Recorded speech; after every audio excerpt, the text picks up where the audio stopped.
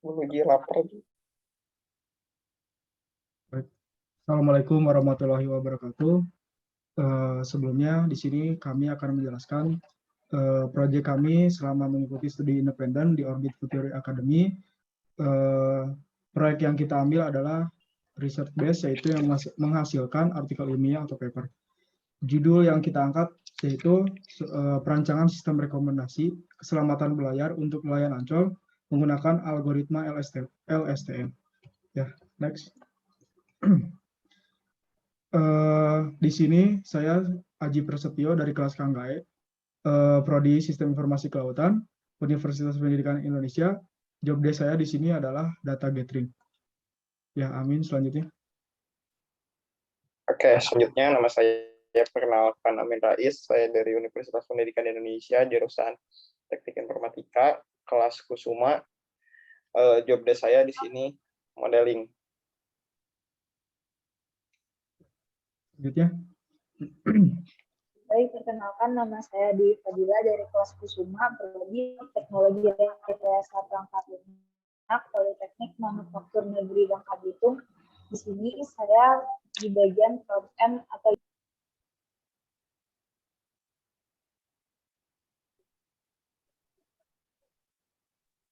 Perkenalkan, nama saya Najara Tuania dari kelas Kusuma, Prodi Teknologi Rekayasa Perangkat Lunak. Di sini tugas job desk saya itu sebagai front end UI UX.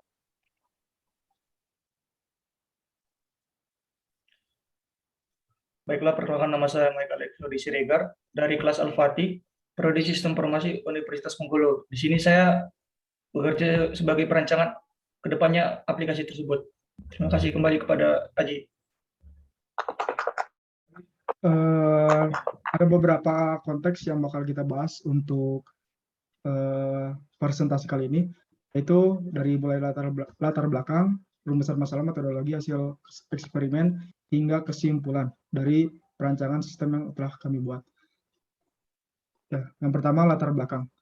Latar belakang kenapa kami membuat perancangan sistem rekomendasi keselamatan berlayar ini, tentunya melihat dari Indonesia, yaitu memiliki negara maritim dengan rata-rata 62%, yaitu wilayah lautnya. Otomatis rata-rata profesi yang ada di Indonesia ini hampir nelayan. Nah, teknologi untuk saat ini tentunya juga sudah berkembang, baik di bidang apapun, baik pendidikan, teknologi, pendidikan, ekonomi, maupun bidang yang lainnya. Ya, salah satunya kita tuh ngambil di bidang kelautan. Jadi teknologi yang ingin kita buat atau rancang ini adalah yaitu keselamatan berlayar untuk nelayan Ancol, ya, menggunakan algoritma LSTM. Tujuan dari pembuatan aplikasi ini tentunya tadi udah dijelaskan juga, ingin membuat suatu sistem rekomendasi yang dimana nanti nelayan ini mendapatkan informasi yaitu tinggi gelombang, kecepatan angin, dan saran berlayar berdasarkan nilai yang telah ditampilkan di UI, maka nelayan itu bisa untuk berlayar gitu. Ya, rumusan masalah. Dari perancangan sistem ini yang kami sarankan atau solusi yang kami berikan yaitu menggunakan algoritma LSTM, yaitu nanti setelah pembuatan modeling nantinya akan diimplementasikan di suatu web seperti di gambar sebelah kiri ini. Seperti itu. Metodologi ini perancangan software untuk memberikan informasi keselamatan tentunya dimulai dari problem scoping, yaitu di mana dari masing-masing kita menganalisa kebutuhan software atau aplikasi yang akan kita buat, terus mengidentifikasi data-data yang akan diperlukan. Selanjutnya data gathering dan persiapan data untuk diolah, yaitu tugas saya sendiri, yaitu mengumpulkan data dan persiapan data untuk diolah. Selanjutnya ada training dan tes, itu dilakukan oleh Amir Rais, yang bagian perancangan. Data dibagi menjadi 2 bagian, training dan tes menggunakan algoritma LSTM. Selanjutnya ada perancangan sistem, yaitu mendesain UI ya. Ini dikerjakan oleh Dwi dan Naja. Untuk selanjutnya ada desain sistem ya, dan di mana hasil dari perancangan ini nantinya akan dianalisa dan dibahas ya di artikel ya yang dikerjakan oleh Mikael. Ya, itu secara keseluruhan dari awal sampai akhir bagaimana perancangan sistem ini dibuat. Yang pertama ada data gathering. Ada 2 data yang kami dapatkan, yaitu yang pertama dari fusi dorsal, yaitu untuk tinggi gelombang. Bisa dilihat di sebelah kiri ini ya, data fusi dorsal, yaitu data tinggi gelombang. Datanya tuh real time setiap jam, terus diupdate di website tersebut. Untuk pengumpulan data kecepatan angin kita mendapatkan dari website dari BMKG, bisa dilihat dari sebelah kanan pada PPT ini. Oke, selanjutnya setelah data kami kumpulkan ya, itu tinggi gelombang dan kecepatan angin, tentunya kami menggabungkan data tersebut untuk nantinya diolah oleh Amin Rais. Nah, data yang kami kumpulkan itu sebanyak 860 yang terdiri dari 1 Januari 2020 hingga 10 Mei 2022. Ya, selanjutnya hasil eksperimen Oke. yang dijelaskan oleh Amin Rais. Selanjutnya. Oke. Jadi mungkin sedikit clarification dulu bahwa kita itu sebenarnya wave prediction untuk rekomendasi berlayar, kepinginnya seperti itu. Jadi kita akan memprediksi tinggi gelombang secara multivariat, korelasinya terhadap kecepatan angin seperti itu. Nah, kita itu menggunakan salah satu algoritma deep learning atau ya kita kenalnya RNN, Recurrent Neural Network. Itu salah satunya long short term memory. Ini ada beberapa algoritma, cuma kita memilihnya LSTM karena kita lihat dari distribusi data dan juga model yang dari data yang distribusi yang kita lihat, yang kita punya, dan setelah kita research dan bukan kemungkinan sih. Jadi kita menjatuhkan pilihan kepada LSTM karena cocok dengan distribusi data yang kita punya. Seperti itu. Jadi kita menggunakan multivariate time series dengan LSTM. Jadi pertama-tama kita split dulu. Ya. Sebenarnya kita yang paling utama dalam time series itu kita harus tahu dulu plotting data untuk train dan testnya. Itu hal pertama yang kita lakukan. Jadi pertama kita split dulu data untuk train dan test. Kita nge-train sebanyak 80%, sekitar 600 sekian instance atau 600 sekian data point, dan tesnya itu sebesar 140-an data untuk ditesnya. Setelah itu, setelah kita plot datanya seperti itu, kita plot waktu atau time series, karena kan ini forecasting time series ya, otomatis ada variabel waktu yang perlu kita masukkan ke equation atau ke perhitungan. Jadi kita sebenarnya dari awal kita mulai beberapa frame waktu, mulai dari 90, 60 hari, 30 sampai ke 1 minggu, dan kita cari output mana yang memiliki akurasi atau kedekatan dengan actual value, prediction value dengan actual value seperti itu. Dan ternyata di waktu yang terpendek lah, di 7 hari, model kita itu bisa dibilang baik. Seperti itu. Jadi semakin besar, karena semakin besar distribusinya atau fitting model atau keakurasian model yang kita buat itu semakin tidak baik, karena ternyata setelah kita telah melakukan trial and error seperti tadi yang saya bilang, bahwa keterkaitan antara waktu dan tinggi gelombang semakin banyak, semakin frame waktunya semakin besar, tidak serta-merta atau tidak berbanding lurus dengan output dari modelingnya, karena ternyata korelasinya justru di time frame yang sedikit, modelnya itu lebih baik karena tingkat dinamisasi atau tingkat dinamisnya dari tinggi gelombang itu skalanya berputar, skalanya sebanyak 77 hari seperti itu. Jadi kita plot selama 7 hari dan hasilnya mungkin bisa di next, Ji. Aji, next. Nah, hasilnya kita menemukan di model kita bahwa ternyata model yang kita time frame selama seminggu itu memiliki nilai actual value atau dengan original value yang hampir mendekati seperti itu. Sebenarnya ada dari yang 30 hari juga, cuman mungkin tadi saya lupa untuk sebagai perbanding ya dengan beberapa algoritma dan juga beberapa time frame yang kita pakai, cuman yaitu tadi kemungkinan saya lupa untuk memasukkan sebagai pembanding, cuman itu di 7 hari itu kita menemukan the best model atau the best accuracy untuk model STM terhadap prediksi tinggi gelombang secara multivariat seperti itu. Nah, oke, udah lanjut aja ke bagian selanjutnya.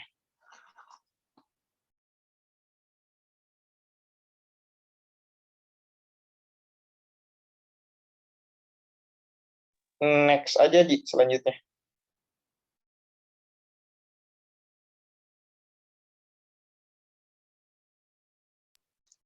Oke, baik. Di sini saya akan melanjutkan presentasi hari ini, yaitu tentang user interface. Sebelum masuk tentang user interface itu sendiri, di sini saya akan menjelaskan bahwa untuk membuat user interface seperti pada gambar, di sini menggunakan bantuan dan kombinasi dari step-step 4, di mana kami di sini mengkombinasikannya dengan menggunakan figure, terus ada main content, dan yang terakhir ada footer. Untuk figure sendiri dapat dilihat pada bagian paling atas yang digunakan untuk menampilkan teks here, yaitu siap berlayar. Kemudian untuk main content sendiri terdapat di bagian bawah header. Terdiri dari judul sistem, yaitu sistem rekomendasi keselamatan berlayar untuk nelayan Ancol. Nah, pada main content ini terdapat 4 plat view yang digunakan untuk menampilkan informasi mengenai resiko saat hendak berlayar untuk pengguna atau user itu sendiri. Di mana pada bagian main content ini juga akan menampilkan form yang dapat digunakan oleh user untuk melihat info tentang tinggi gelombang, kecepatan angin, dan saran berlayar nantinya dengan memilih tanggal dan kemudian menekan tombol submit yang sudah disediakan. Terakhir di bawah, di sini kami menambahkan footer yang digunakan untuk menampilkan copyright dan informasi lebih lanjut tentang sistem yang sudah dibuat. Next, Ji. Nah, sebagai contoh pada kartu yang pertama yaitu resiko sangat rendah. Di sini saran berlayar dapat dilihat yaitu resiko sangat rendah tampil karena user memilih atau melakukan pengecekan data pada tanggal 26 bulan 7 2022. Saat user menekan tombol submit, maka hasil yang dilihat yaitu info tinggi gelombang ada 400 meter, kecepatan angin sebesar 5 knot, dengan keterangan resiko sangat rendah. Mungkin itu saja, selanjutnya dapat dilanjutkan oleh teman saya.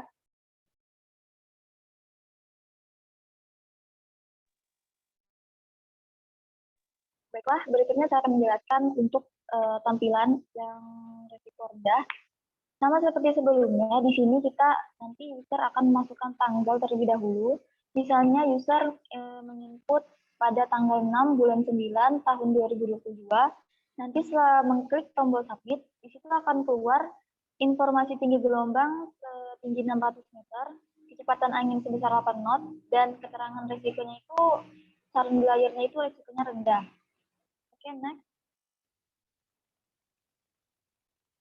Nah, yang selanjutnya untuk resiko sedang, itu misalnya si user ingin memasukkan memilih tanggal 8 bulan Agustus tahun 2022, maka nanti sistem ini akan menampilkan informasi info tinggi gelombang setinggi 1.100 meter dengan kecepatan angin sebesar 11 knot dengan keterangan resiko sedang. Berikutnya akan dijelaskan oleh teman.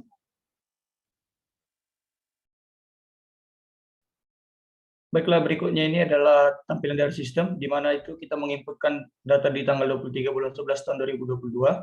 Itu setelah disubmit memiliki informasi tinggi gelombang sebesar 1350, info kecepatan angin sebesar 15 knot, dan saran berlayarnya itu memiliki resiko yang tinggi.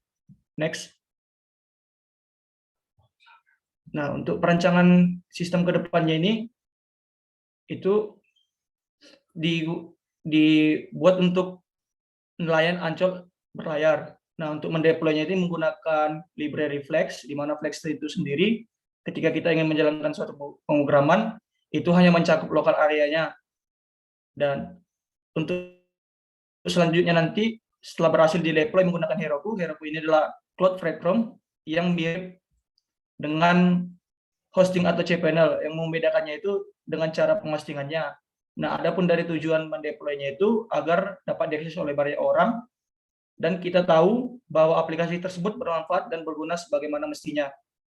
Baik, terima kasih. Selanjutnya diserahkan kepada Aji. Terakhir mungkin kesimpulan dari apa yang telah kita buat dari perancangan sistem ini, yaitu bahwa bisa kita simpulkan bahwa model LSTM ini ketika tahap pengujian menggunakan RMSE, yaitu nilainya mencapai 85%. Tentunya nilai ini dikatakan cukup baik dalam melakukan prediksi. Tentunya dalam model sudah cukup baik, tetapi dalam kekurangan ini tentunya perancangan sistem ini masih berbasis web mungkin, dan nanti mungkin secara luasnya bisa di platform Android ya, supaya bisa mencakup seluruh platform dan bisa digunakan oleh user di mana aja dan kapan saja, tentunya tanpa harus menggunakan sistem rekrutmen tertentu untuk mengakses aplikasi ini gitu. Dan mungkin untuk kedepannya juga tidak hanya untuk wilayah Ancol saja, tetapi di seluruh wilayah Indonesia yang memang dikhususkan untuk nelayan-nelayan kecil yang memang ingin berlayar, ya, yang tentunya kapal nelayan yang masih tradisional tanpa menggunakan alat-alat seperti sonar yang mengetahui halangan di depannya gitu kan. Dengan menggunakan ini nelayan tahu gitu hari ini tuh bisa berlayar atau tidak gitu, sesuai data yang didapatkan gitu. Mungkin itu aja yang bisa kami sampaikan terkait perancangan sistem ini. Mohon maaf apabila ada kesalahan kata. Terima kasih. Wassalamualaikum warahmatullahi wabarakatuh.